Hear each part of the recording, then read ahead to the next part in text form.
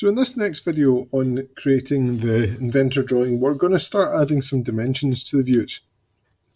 So if we have a quick look at the example here, what we can see is we have dimensions added for all the kind of key sizes really.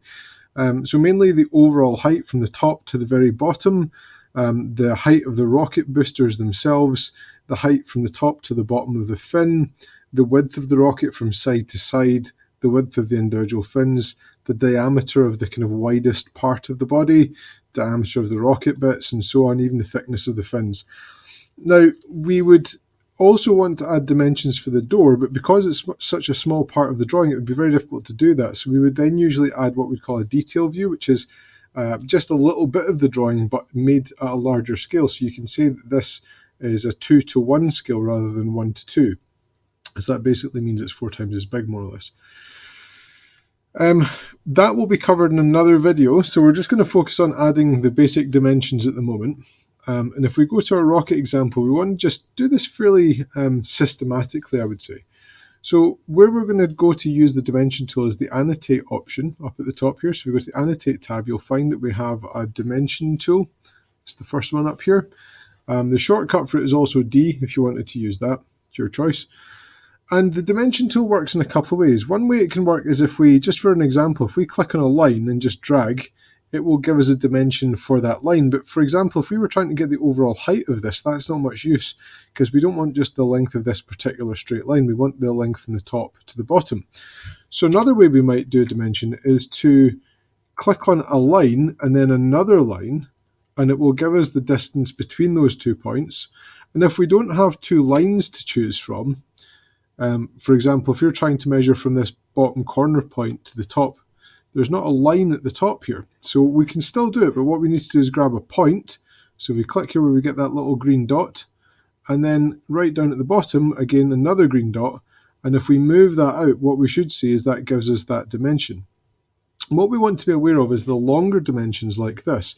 We want to place further out because we may have smaller dimensions, such as just move that to the side, such as the heights of the fins and so on that we want to place in. So we want it kind of like a Russian doll where the biggest ones are at the top and then the smaller ones go further in. This will maybe pop up on your computer. If it does, you don't usually really need to do anything about it. It's just in some cases we need to add extra symbols to dimensions. That's not really going to bother us here. So if it does, you'll see that it says edit dimension when created. We can untick that and this box won't come up every time we create a dimension. So I'm just going to go on adding dimensions. So again, looking in here, I'm going to try and find the little point at the top of the fin and the bottom of the fin. I'm going to place that into there. I want to find some other information, so let's just kind of remind ourselves. So we want the height of the fin, we want the height from the top of the rocket to the bottom of the rocket body. So we could maybe do that in another view. So we can grab that line there and the top point, and we can place that out to the side here. We could add in the height of the actual the aerial at the top if you've got one, and so on. So what I'll do is rather than making you watch me go through the whole thing, I'll just go back in a wee moment to the example and I'll just leave that on the screen for a moment so you can pause it and just look at that.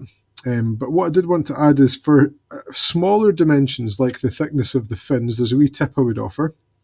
So there's not a lot of space from here to here, and you'll see the figure kind of ends up lying on top of the what we call is an extension line, these lines that come out. What we would do to fix that, or to make it easier to read, is we can actually just grab that dimension after it's been created. Sorry, you need to hit the escape key so you're not using the dimension tool anymore. And you can actually drag that out to the side. So instead of it sitting inside, you can have it sitting like that, or just sitting on a line at the edge. So instead of it overlapping the lines, it's kind of sitting out to the side. And where you're doing curves or circles, it's really the same process. So we just use the dimension tool. But what we do is we click on the curve itself, and then you'll see that we either get a symbol for R, which basically means radius, and that's because this circle has kind of breaks in it. It's just a curve. Or it's a series of curves joined up essentially because there are little gaps where the portholes are. Whereas if it's an actual circle, a whole circle, what we should find is that when we create it, we get a different symbol, which is this one here, which means it's a diameter. So we want to add all of the relevant diameters and radiuses.